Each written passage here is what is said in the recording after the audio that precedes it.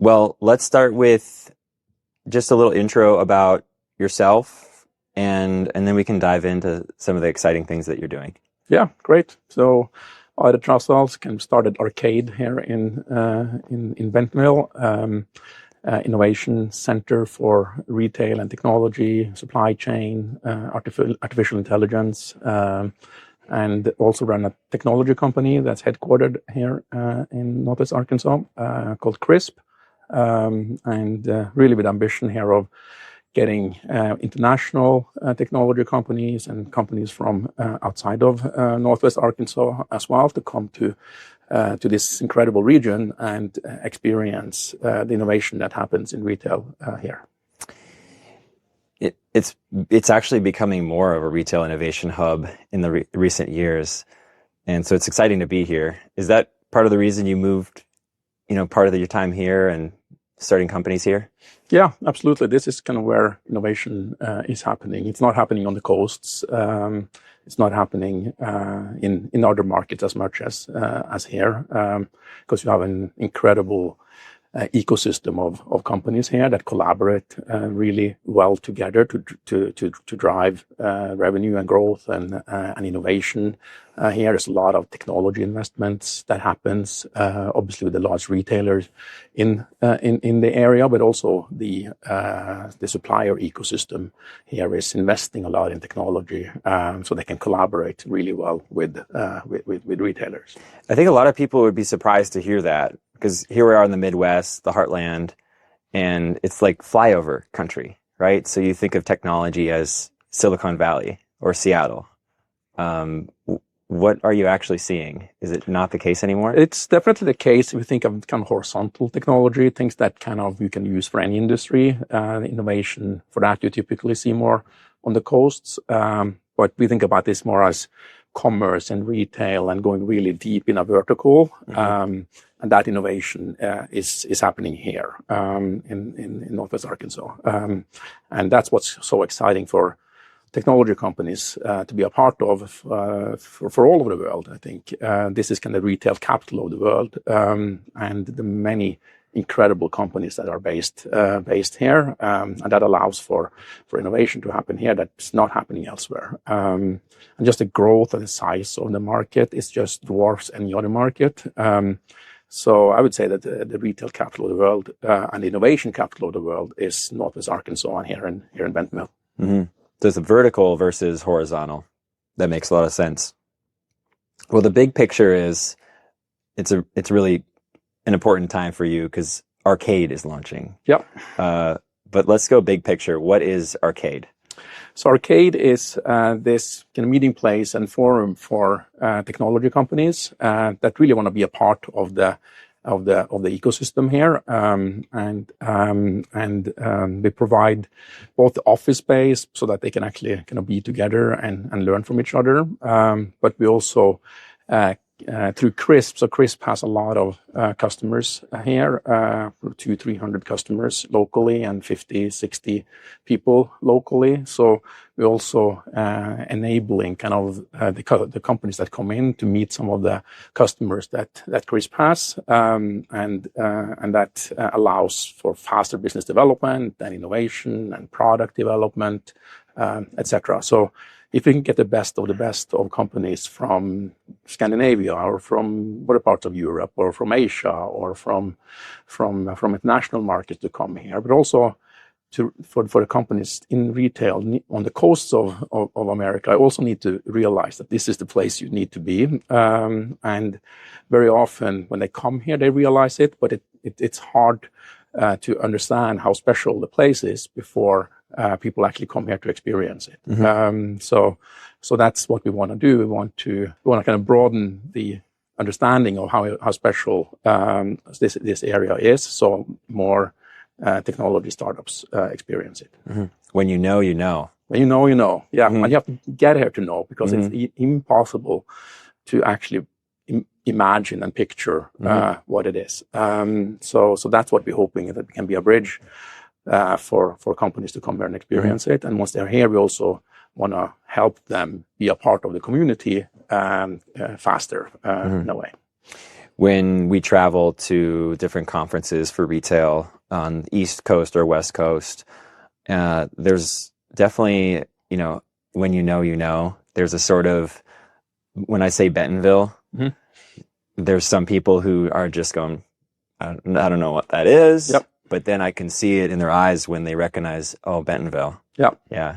And a lot of times it's, oh, I'll be there next month. Yep. And so let's go get coffee. Right. Right. Yeah, it is incredible how many people who have been here are so excited about it, and they are ambassadors for the innovation that is happening here. So just want to create more of those ambassadors, both in the U.S. but also internationally. When we talk about kind of how special this is to international companies, we think about New York and San Francisco as the first landing place for them if they're going to expand out of their home country. But if you are in retail, your first landing should be here, not in New York. So that's hopefully the messaging that we can keep spreading around the world, that this is the place to be. There are other startup incubators and accelerators, and this area is actually pretty ripe with VC accelerators. But what makes Arkade different from what you've seen already here? Yeah, I think a couple of this. First of all, I think the more the better. It's the creation of a whole ecosystem. You need a lot of different incubators that have different focuses. So it's not straight competitive. No, not at all. And we focus on companies that are further along. Very many incubators do a very important job, but they think about the kind of that first start of a company. How do you get people out of universities? How do you get people to start? We are not in that market. We not do that. What we think about are these companies that have 100 to 300 employees already. They have really proven product market fit. They have existing customers. They have technology already, and they are ready, because that's the other thing is when you come here and you work with some of these large companies that are based here, you need to have some scale. So we are much more in that we call it a Series B, Series C, Series D type of space, and also large public companies that want to kind of do more innovation and be closer to the market where innovation happening can also be a part of Arkade. So it's just a scale and a size difference. I think that's what, and the focus probably also on companies that are not from here originally, companies that have started somewhere else and bringing them here. What is a trigger point for them to really get to that spot where they need the help and support? Yeah, I think it's a lot of then product is proven out and the kind of ROI of the product is proven out. Now it's more of getting more customers onto the platform. They need to be ready for enterprise customers, because is typically in the journey of a company to getting to that point where we can actually handle a big enterprise customer. That's what we want as well. So it's more to kind of accelerate the kind of go-to-market and the collaboration around further product development versus kind of trying to find the first product market fit. So I think that's kind of a differentiator between Arkade and other incubators. What is this term? I actually was researching spring capital, which is, maybe you could tell a little bit about that. And specifically, what does it mean to be patient capital?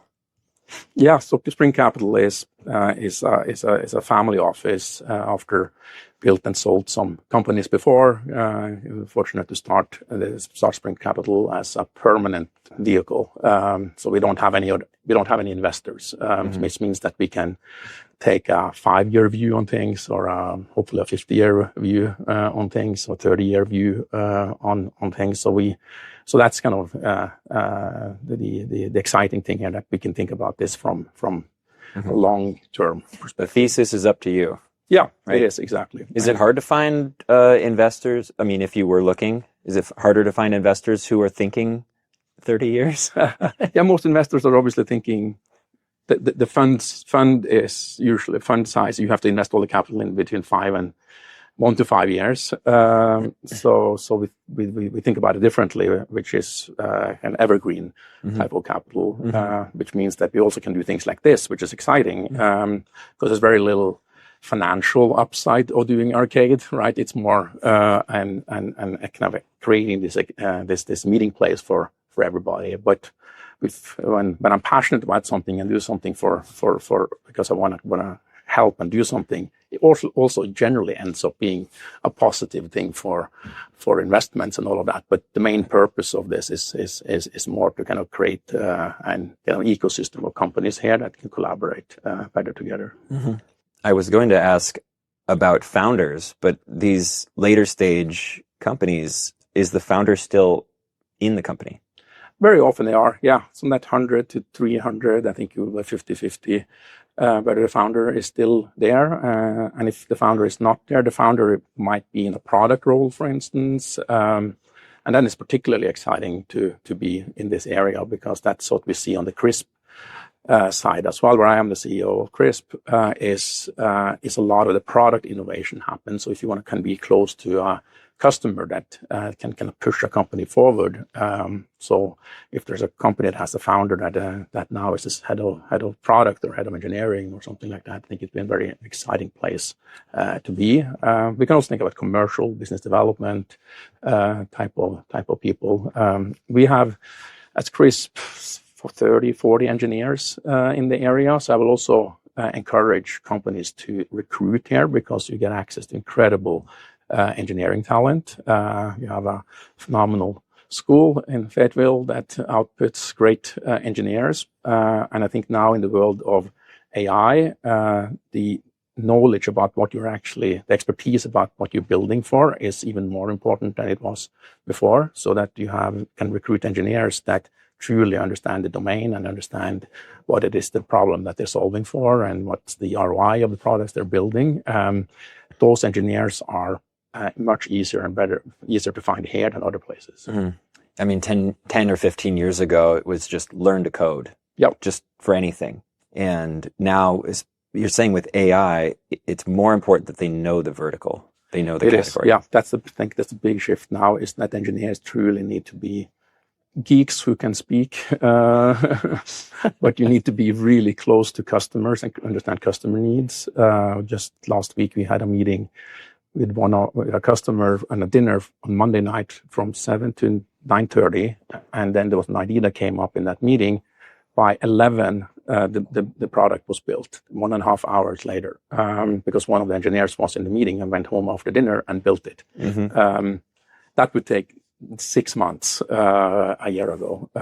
So if you have engineers sitting in those settings and they just don't understand the industry, understand the problem and all of that, then I think it's a huge handicap. So the recruiting and finding those type of engineers that have the domain expertise, you will find them here. I made an app this morning. Yeah, there we go. I don't know if it will work. Retail app or? It was for our editorial. Okay. To help with RetailWire. Yeah. That's a good example. You know what problem you're solving for, right? And then you can actually go in there and build it, which is pretty exciting. Well, I told it to be test mode only, so I could just click through and not need all the APIs connected. Mm-hmm. Pretty fun. Yeah. Yeah. What's one myth about Northwest Arkansas you think a lot of people are still believing? Well, one myth is that I think people think it's only Walmart here, which is not the case. It is the most important company in the region, but you have the biggest transportation company in the world here. You have one of the biggest consumer goods companies in the headquartered here, or with Tyson, right? And you also have all of the large consumer goods companies here, with between 50 and 400 people. I think Procter & Gamble in Fayetteville is 400 people. And they are kind of a miniature version of the large consumer goods company, because since the region is so important to them, they have supply chain, they have pricing, they have promotions, they have category management, they have all of the functions that a large consumer goods company have here. So it's the only place in the world you can meet Procter & Gamble, Unilever, Mars, Mondelez, before lunch, and then you can meet Kraft Heinz, General Mills, and go to after lunch, and then have dinner with a retailer, right? So it's the efficiency around just product development and also efficiency around business development is next to nothing. Wow. Have you done that? Yeah, Breakfast? I have. Yeah. You must have a really good assistant.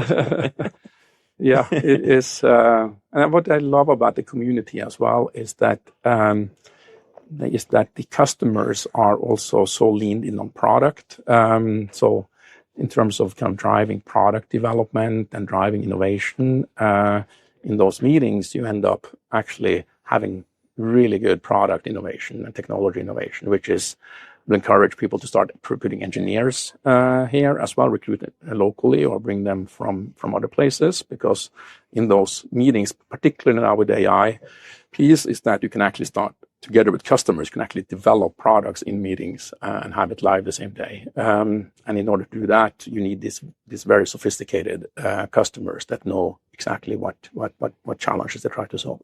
Mm-hmm. That's a big change. The speed. What impact do you want to see from Arkade in the first year?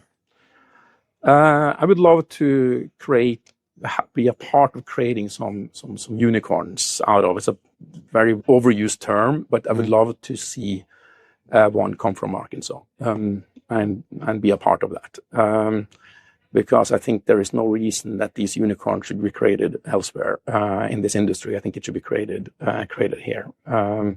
So I think that's one impact I would love to be a part of having that impact. I would also love to see more capital come into the market so that it can replicate some of the capital that exists on the coasts, because you would all very often, as you know, have specialized Series A investor, a specialized Series B investor, a specialized Series C investor, stage, and kind of what type of problems to solve for.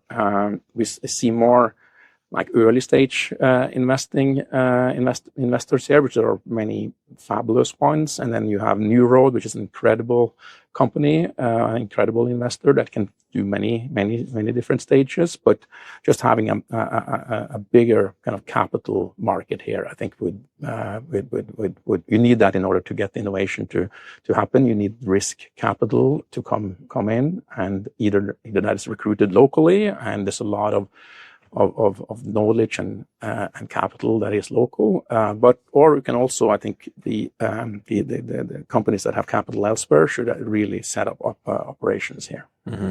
Mm-hmm. Are there areas in retail tech or tech in general that you're seeing a huge demand or a space? Yeah, it's all AI related now, right? That's kind of where all capital is going, and that's where all innovation is going. I think we're experiencing the biggest shift in technology ever. I've been a part of some of this earlier when the mobile and the iPhone kind of came out, kind of all the excitement around that and the businesses that got created out of that when it went from the personal computer into more cloud based, right? And but what's happening in AI now is 10x bigger than all of these earlier technology revolutions. And particularly in these very important large industries, where there's also a lot of legacy, I think it's where it's going to have the biggest impact, both on the consumer side, how those consumers actually shop for products. I think that's a big part of it, but also how does the whole supply chain actually collaborate better and leverage agents for collaboration and drive efficiencies and less out of stocks, better pricing, better assortment, better e-commerce experiences. All of those type of things is very ripe for AI innovation. Mm-hmm. Yeah, I don't know what it's going to look like in 5 years. Yes, right. No, it's going to be. Even the shopping side, we just saw Walmart announce an integration with ChatGPT. Yeah, which is phenomenal. It's It's actually love seeing Walmart doing that versus the first announcement having would have been Amazon many years ago, right? That they are the ones that drive, but that's actually Walmart is driving AI. Amazon, I think, was a little bit anti. Yep. integrating. Exactly. So, to see Walmart go aggressive on something. Yeah, no, they leading the market now around AI innovation, and they've always been leading technology innovation, but now leveraging that position that they have around technology innovation to also be the leader in AI innovation, which I think is another reason that this area is so important. Is AI innovation is actually going to come out of Bentonville or Northwest Arkansas. And the OpenAI announcement yesterday is just another example of that. For me, it's another sign that the silos are breaking down and the walled garden mindset is also having to change. Yes, 100%. Yeah. What do you? Well, this is actually a personal question, but who do you look up to? Who do you look up to as a leader? So I really do look up to Sam Walton and especially what kind of all the technology innovation that he did throughout when Walmart grew, from taking a course at IBM up in outside New York, somewhere in the late 60s, something like that, like really learning and understanding kind of the computer and what impact that could have on an industry. Then to also building out their own satellite network so it could actually communicate in real time with the stores. And this like innovation or like investment into technology has been a big part of the company's history. And that's something that you generally don't see with other retailers, not even today when everybody knows that technology is important. Yeah. So having the foresight of understanding technology's impact on retail is pretty special. So I would definitely, I reread the book so many times, Made in America. So that's, I would put him on top. Mm-hmm. Very good. Yeah. Have you read about Sam Wiley? When he United with yeah. Just that era of the computer. Yep. Right. Like, I think originally he signed on a client and got them to sign that they'll lease the use of his computer. Well, he didn't have a computer yet. Yeah. It was like $500,000. Right. Yeah. And then he went to go, buy the computer on a loan. Right. Yeah. So it's amazing. It's amazing where we've come now. But same principles apply. Investing in technology to actually lay the foundation so you have that advantage. I think it's also actually exciting when we learn about kind of Sam Walton's use of this, but it's also not like just doing it for that he wanted to.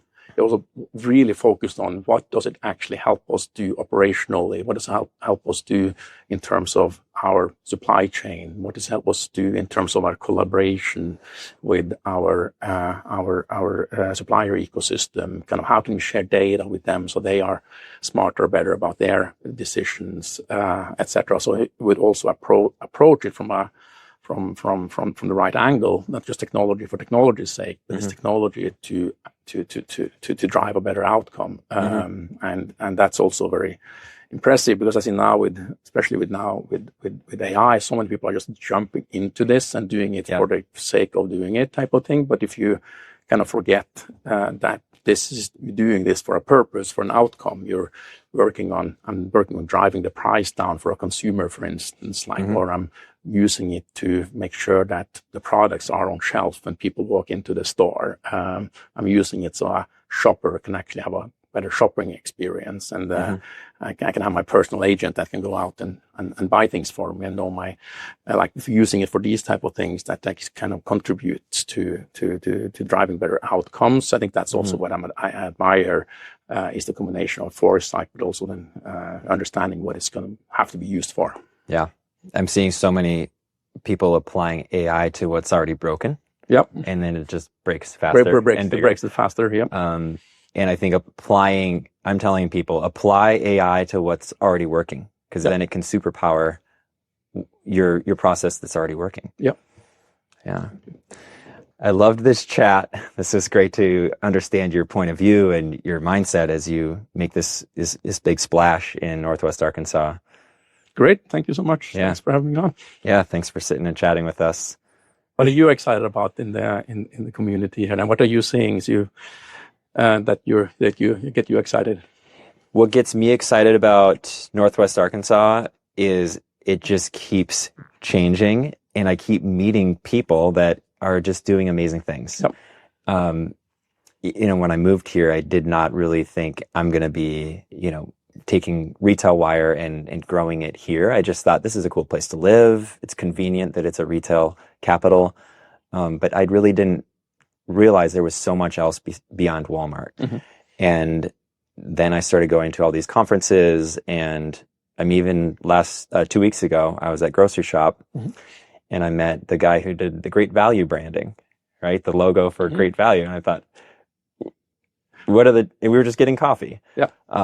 He doesn't even live here, but their shop is downtown. So it's like the random chance meetings that would happen here that would never happen in another city. Mm-hmm. Yeah. That's what I love. Yeah. What are you seeing things that you're, or things that you wish there was more of, or things that you were, because I can take that back to kind of how we design and what we do for Arkade here. Are there things that are missing, or?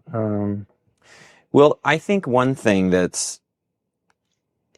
about the retail industry in general is it's so vast and deep that newcomers, it really takes a few years to even understand what these different roles and different departments do and how they connect.